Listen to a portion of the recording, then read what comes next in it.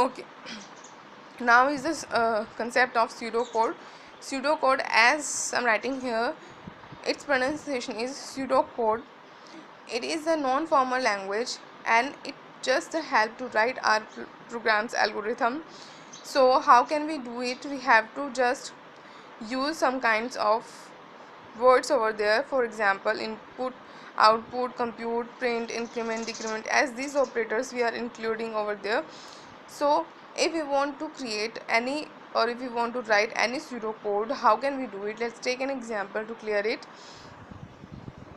Here is an example to add numbers entered by the user and using the pseudocode and the flowchart. So first we have to attempt with the pseudocode. What we have to write here, we have to just add two numbers. So input num1. Num1 is the variable name which will hold the value of first number here. Now input num2 for the second number, and compute result equal to num plus num1 plus num2. We are just adding and holding the result in result variable and print the result. Simple 4 steps have been taken here.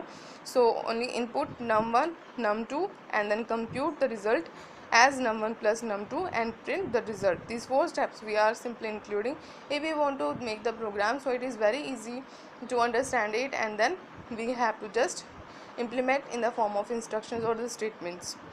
Now if we want to create flow chart for this, so firstly we have to start with the start symbol.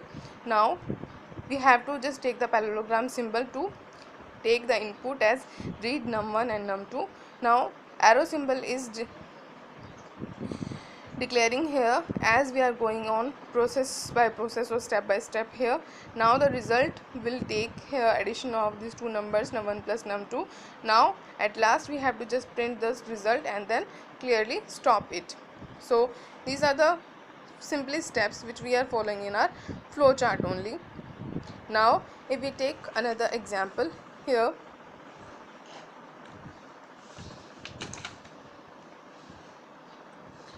okay, to calculate area and perimeter of the rectangle. So how can we do it? We have to just do the pseudocode and flowchart for both. So if we want to calculate area or perimeter of the rectangle, we have to just take the input as length and breadth. So first step is input the length, second one input breadth, then compute area is equal to, area's formula is that length into breadth, then print the area. Now again where we have to calculate the parameter, so compute parameter equal to 2 into length plus breadth over there and print parameter only. So simple steps we have to just follow in the pseudo codes as we are just saying. So we need to write only these kinds of steps to explain how to do the programming, how the steps are going on. So if we want to make the flow chart of it, so how can we do it? It is very easy to make it. First, starting with the start symbol, input length, breadth, these two inputs we are getting from the parallelogram symbol. Now rectangle shape single symbol or square symbol we have to take for the process, and process is that area we are calculating. So area is equal to length into breadth. Now again what we have to do it for giving the output, again parallelogram symbol we have to use it, print area. Now arrow symbol is going on for taking the another process to calculate the parameter. So parameters formula is we are giving here. So parameter is equal to 2 into length plus breadth over there, and then the output of parameter we are giving the parallelogram symbol shape box here, that is print parameter, and then at last it would be end with the corner, round corner shaped rectangle over there with the end symbol or box we are using here. So this is the steps we are just following in the form of symbolic representation in the flow chart only to explain it in a easy way. So what are the benefits of using this pseudocode, the flow chart?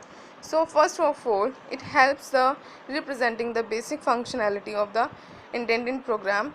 So that program which we have to make, it is very easy method, it is very creative and very obvious method for representing functionality of the program.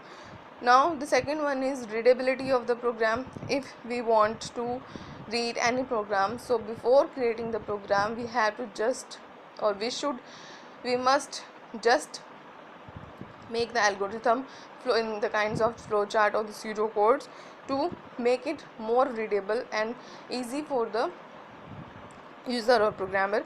Now the next one is to understand, that's very obvious, to understand any problem, to understand any kind of steps which are going on in any program, to understand it very easily for the user purpose or the programmer. So it is very good method to understand by the algorithm, pseudocode or the flowchart.